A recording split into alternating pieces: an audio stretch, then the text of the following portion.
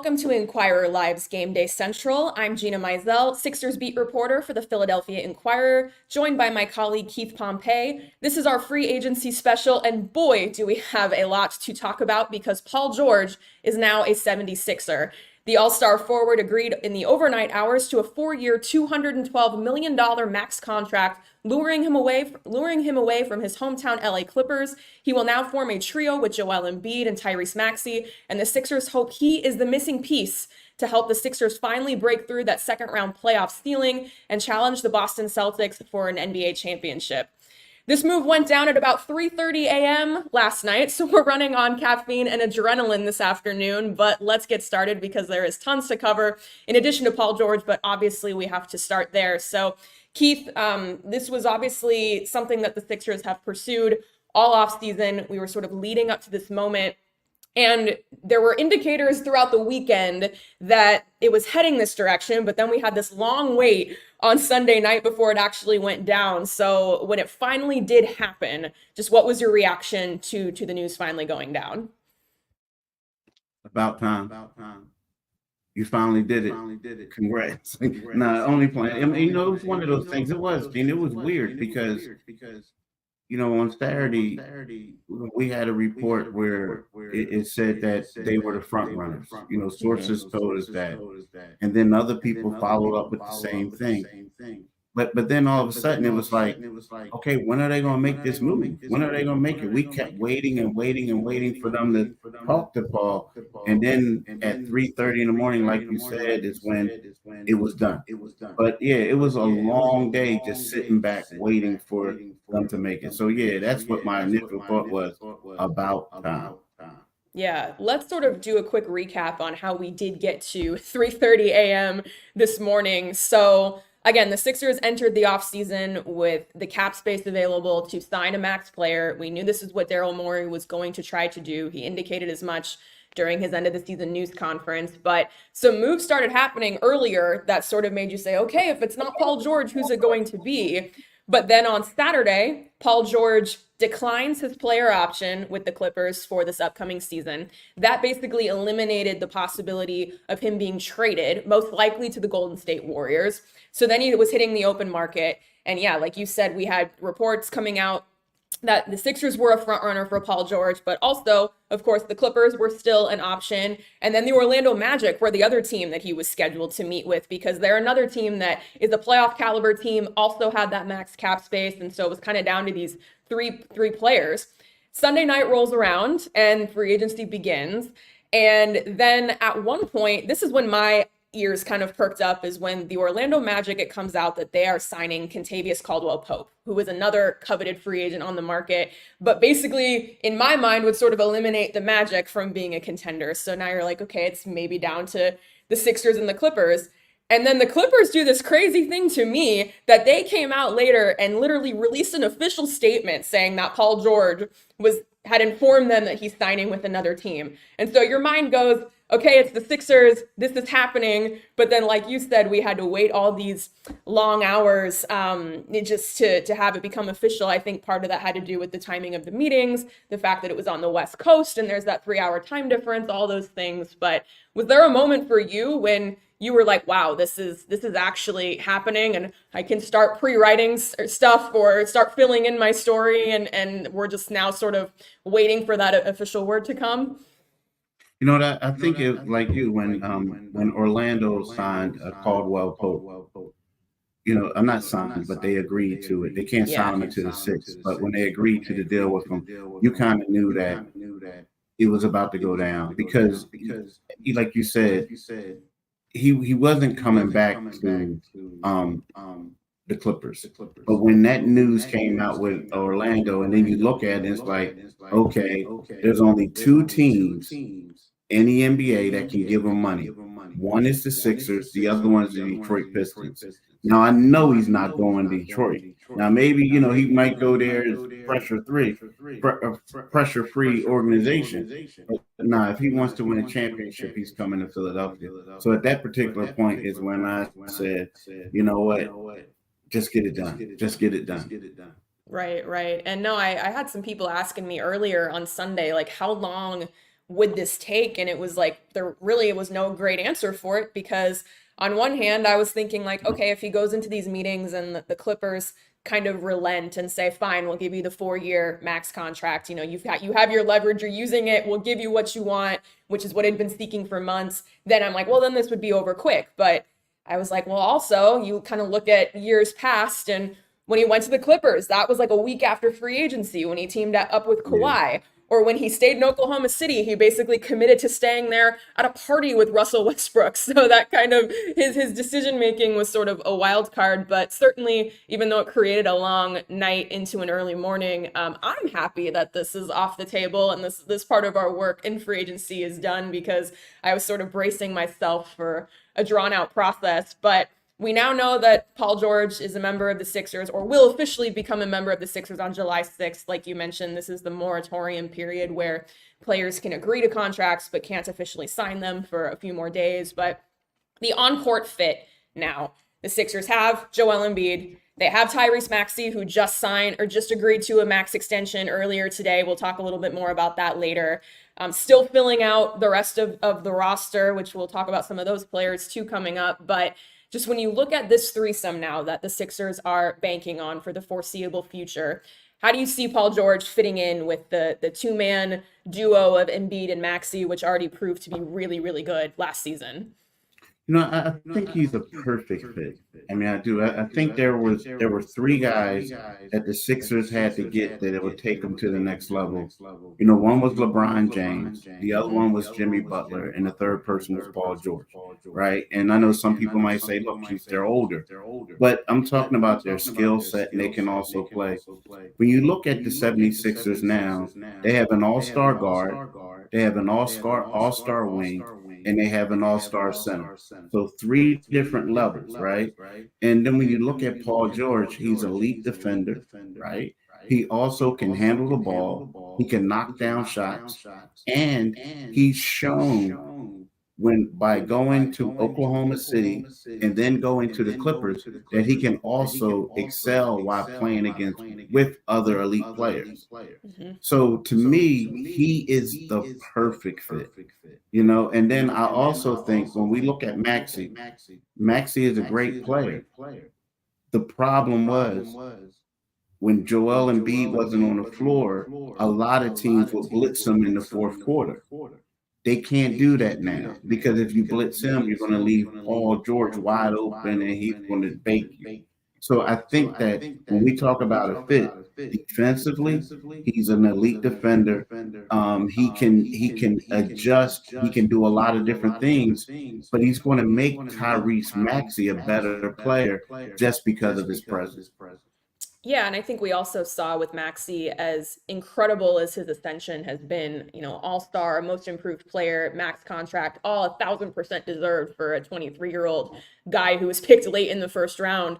When Embiid was out for those 2 months recovering from knee surgery, he's not ready to be the number one yet. And that's like no disrespect to him, but that's just not where he is in his career trajectory yet. So if Embiid does have to miss some games because he is hurt, Paul George, we assume will be there. And health variable we can talk about, but it gives them three options, and it's an upgrade over Tobias Harris. Just, I mean, this is a guy who's a perennial all-star. Yes, he's 34 years old, but like you said, his impact on both ends of the floor. And I think back to the 2021 run that the Clippers made when they made the Western Conference Finals for the first time, and Kawhi was hurt. That's when he hurt his knee in that Utah series. I was covering the Suns at that time, and Paul George nearly single-handedly lifted the Clippers to the finals. He was so good in that series. And so I think the narrative that he can't be a playoff performer, or that, you know, he isn't fit for that moment, I think is a little bit untrue. And, you know, the health is kind of the biggest factor as far as with both of these guys, with when you talk about George and Embiid. But as far as the guys who were available, the star level player that Daryl Morey wanted to grab, he was the best available, and he landed him. So yeah, but let's talk about maybe some of those concerns or hesitations or anything like that. Is it really just the health, the age, and the length of the contract, which clearly maybe the Clippers were hesitant to give him that fourth year as well? Or do you see any other things that maybe might not work or might be things that the Sixers have to work out early in the season to get everyone on the same page? Just what do you see as potential pitfalls, at least early on? Those are three great things that you brought up. But I think the one thing that a lot of people are going to pay attention to, and Gina, you're from the West Coast, Hmm. and you've covered the Suns, you covered the Denver Nuggets, and now you're here. I think the one thing that I would like to see is how does he adjust to this fan base? Yep. Because it's like a lot of places you go and they just love you no matter what. Here, when you make a lot of money and you don't perform well in the first quarter, they're booing you. So my thing is, with him being a West Coast guy, with him being a guy where, let's face it, he was in OKC, small market, he was with the Clippers, is a Lakers town, he was with Indiana, that's a little different, OKC. So to me, I want to see how can he react when it's going to get rough, because as good as he is, they even come down on Joel at time to time. So I just want to see that.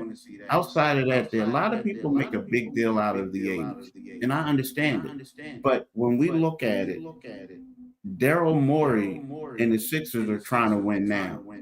Joel is in his prime. And in order for you to get a Paul George, that type of player, you would have to give him a 4-year deal, right? Yep. Because that's why the Clippers didn't get him. So the focus is, hey, look, bro, come in here, help us win a championship within 2 seasons, and then you can chill the last two. I mean, maybe not quite that way, but you get the gist, right? Your So work is I don't have done. a problem. Yeah, your work is done. I don't have a problem with that. And a lot of other people are talking about the age. Well, look at this free agent class. They were all, the top guys were mostly around that age. So it's not like you can get Anthony Edwards or someone, right? So you got what was out there, and he was the best guy out there outside of Tyrese Maxey, who was a restricted.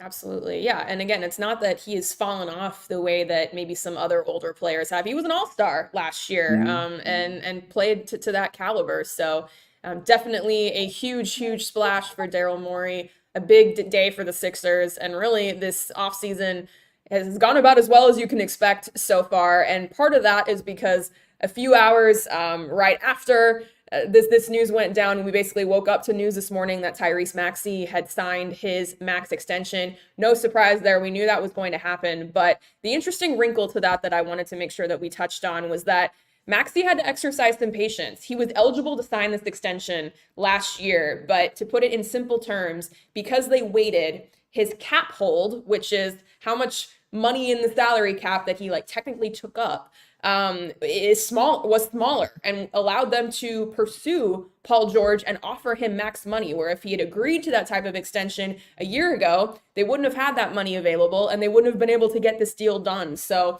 a lot of NBA players talk about being all about winning, being all about the team. That's all they care about. But I think a lot of credit should go to Tyrese for actually being about it and his actions backing that up. And number one, he did something really good for the team. And number two, he basically played his way with the season he just had into the absolute max contract. And there was no way the Sixers could try to lowball him on this. They couldn't be like, oh, we'll offer you just under the max. No. He definitely played his way into it. So, how much does that play into it?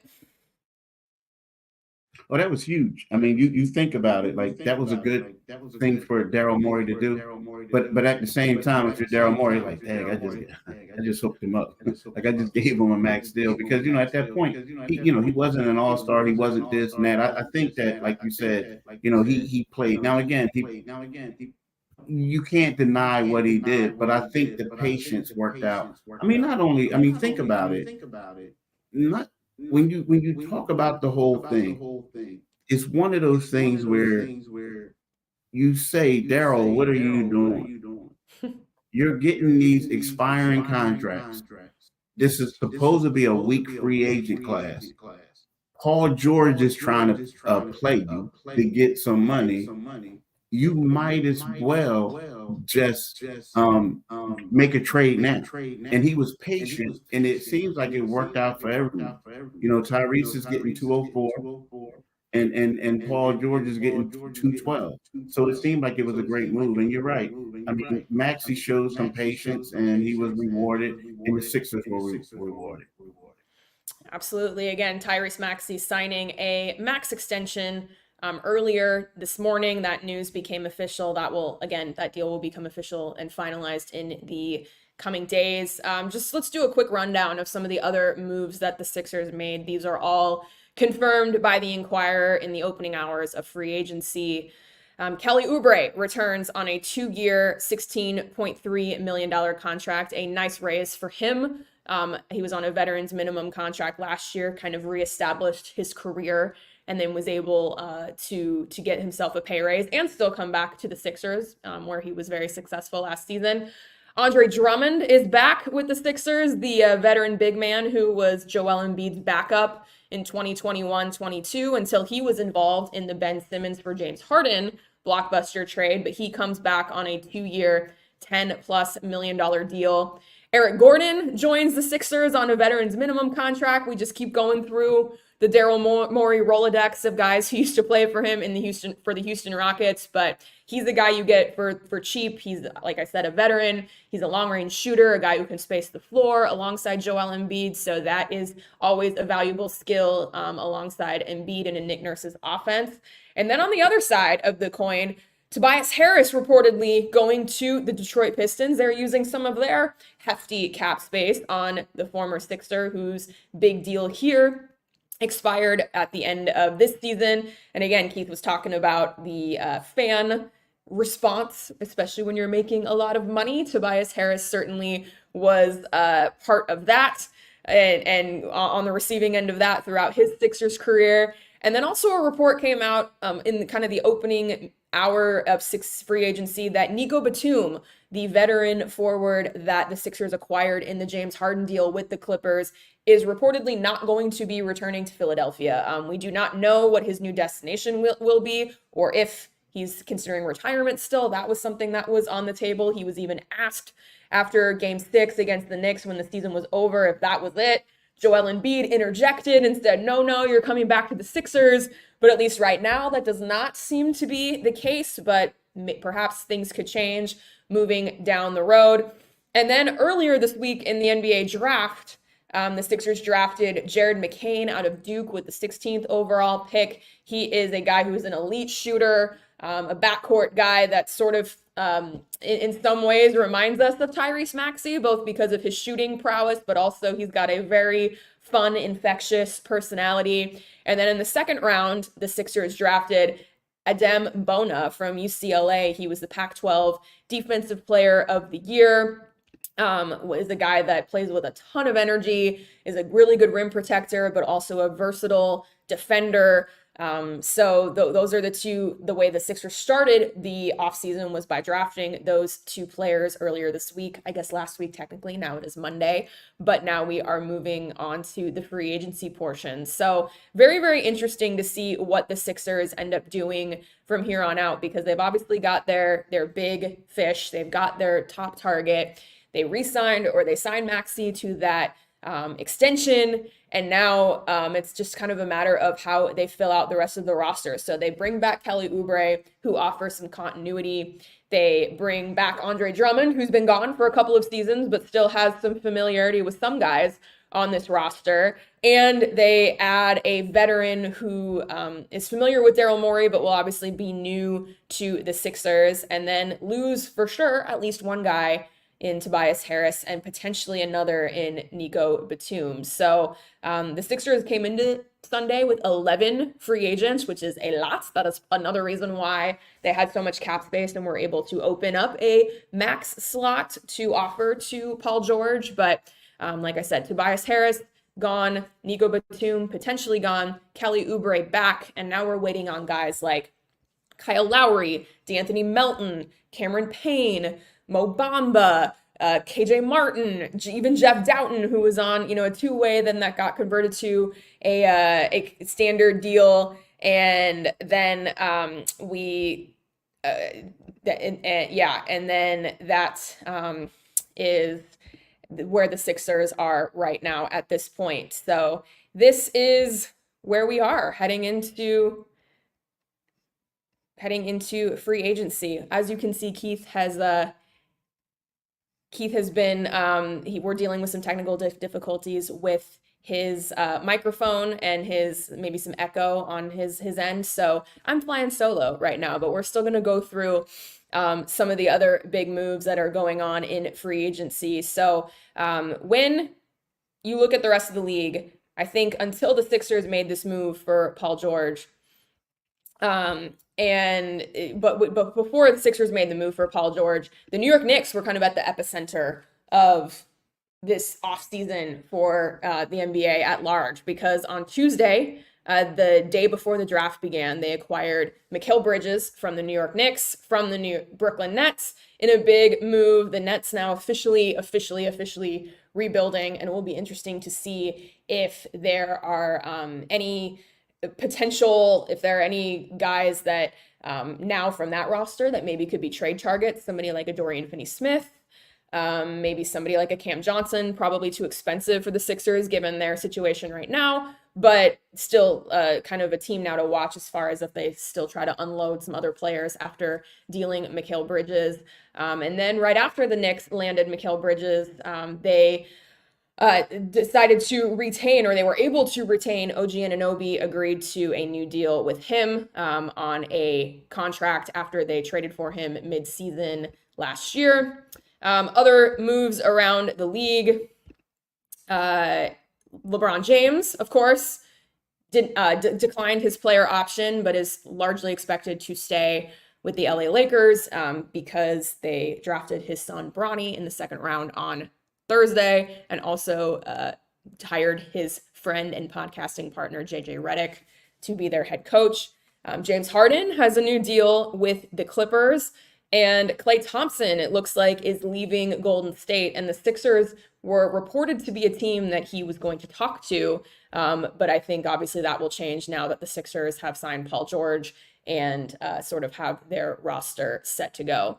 So that is sort of a rundown of the rest of the league. Of course, things could change anytime. I could look at my phone right now and see if any other deals are going. That is the only thing that nothing has popped since we have been on this stream. So let's see.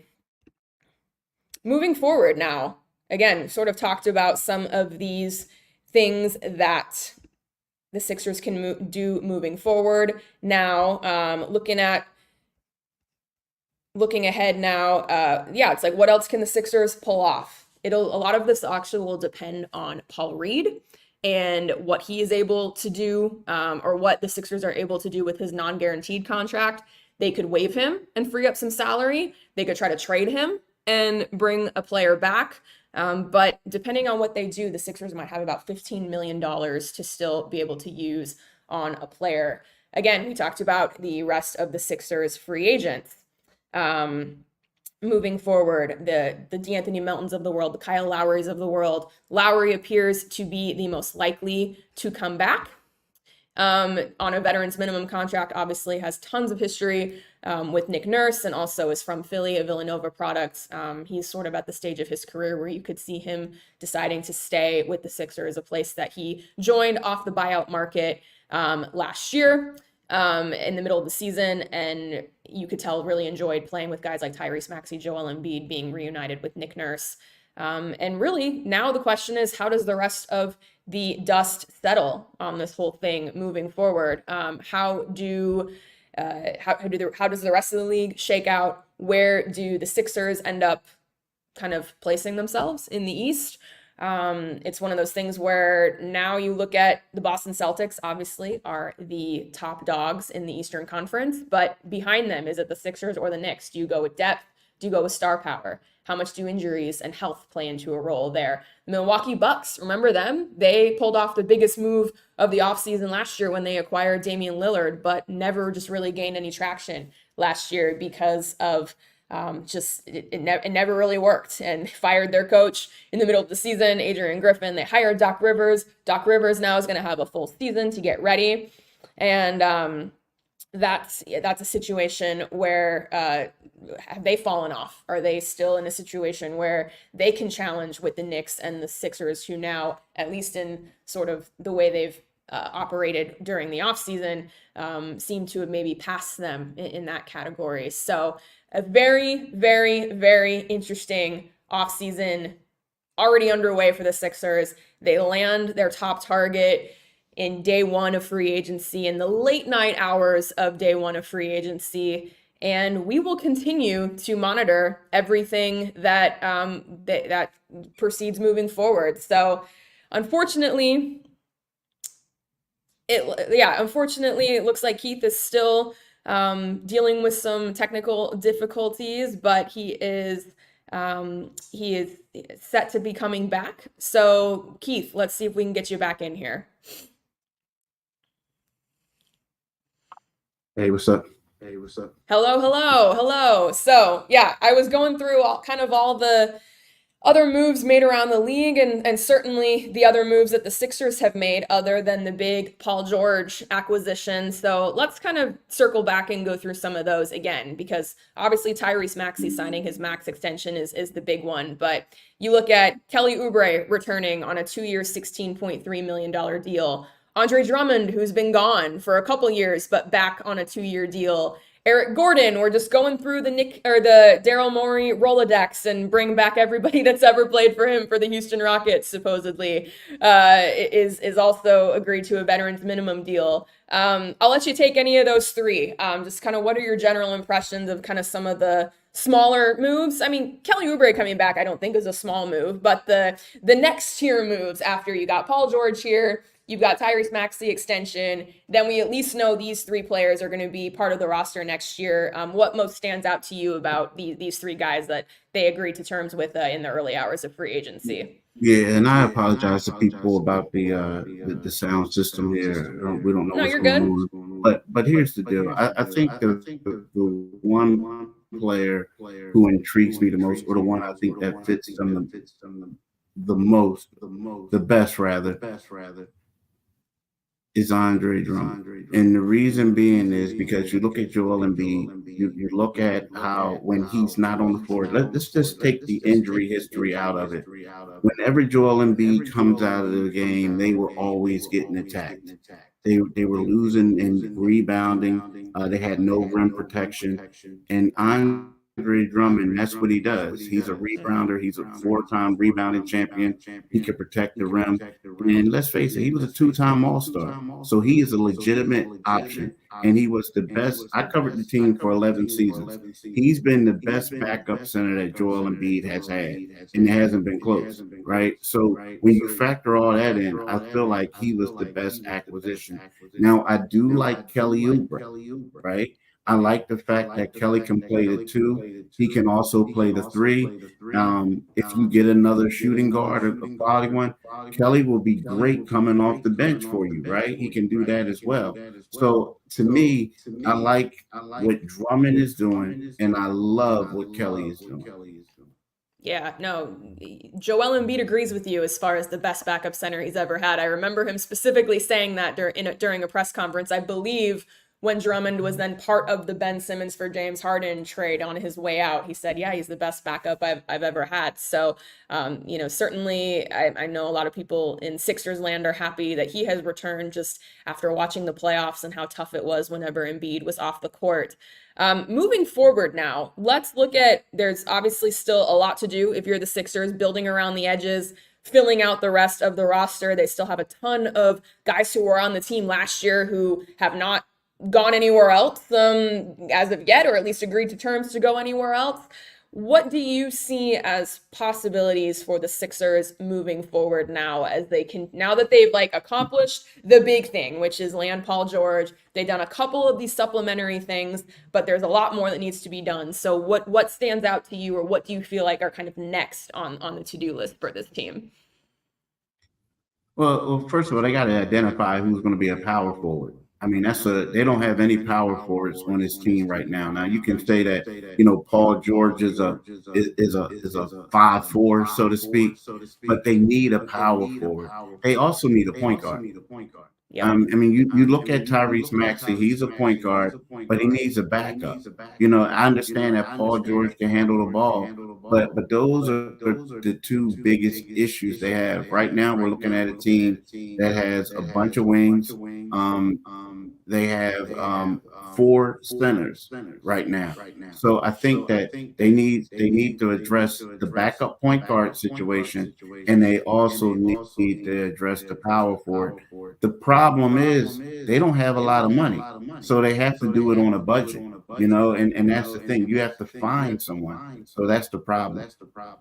Yeah, that's the choice you make when you go either stars or depth. And Daryl Morey was asked about that even back in May, like what option do you choose, or is it viable to still go the 3 stars route, or is it more advantageous to go the depth route?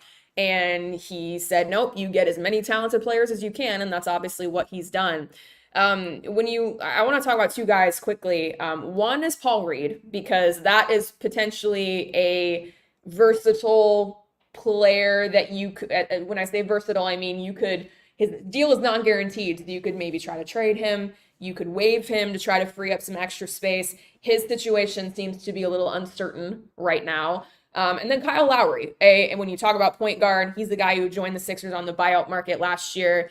Seemed to have a good experience and was helpful to this team, and obviously has tons of history both with Philly, this being his hometown, and also with Nick Nurse, the coach he played with in Toronto. When you look at those 2 situations, are either, both, neither of them on the team next year?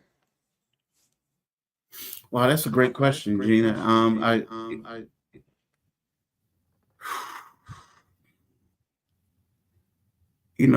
think the Paul Reed thing is kind of touchy.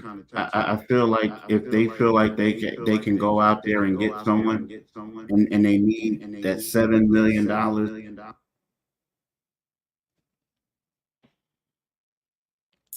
We seem to have more technical difficulties with Keith right now. Again, we're really sorry about the issues we've been having during this stream. But we're also running over time. This was going to go about 30 minutes anyway, and we are at 12:35. So we will, I think, wrap it up there, but we will continue to have tons of coverage on this with Paul George joining the Sixers in free agency. Some supplementary moves already being underway. Tyrese Maxey agreeing to a max extension. This is, like I said, already gone about as well as you could hope from a Sixers perspective in these early hours of free agency. So, like I said, we will go ahead and wrap it up there. And we thank you for joining us for Inquirer Live at Gameday Central. Head over to inquirer.com/Sixers Gameday for the latest news on free agency. Gameday Central is the destination for fans and reporters to connect before and during sports' biggest moments, which the Sixers literally just had one in the early morning hours as Sunday turned into Monday. So I'm your host, Gina Mizell, Sixers beat reporter for the Philadelphia Inquirer. We hope to see you here again on the next Inquirer Live.